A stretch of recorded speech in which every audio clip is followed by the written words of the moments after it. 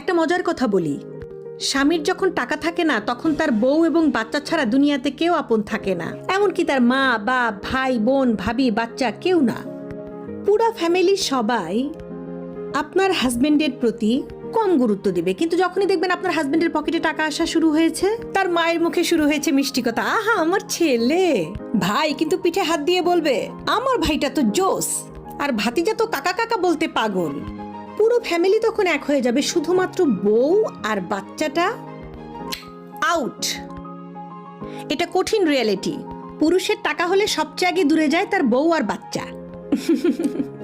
হাস্যকর। আরে বেটা, চোখে আঙুল দিয়ে দেখাতে হবে নাকি?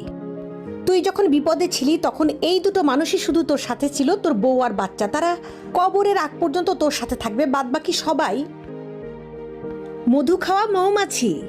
বুঝলে? বোঝো?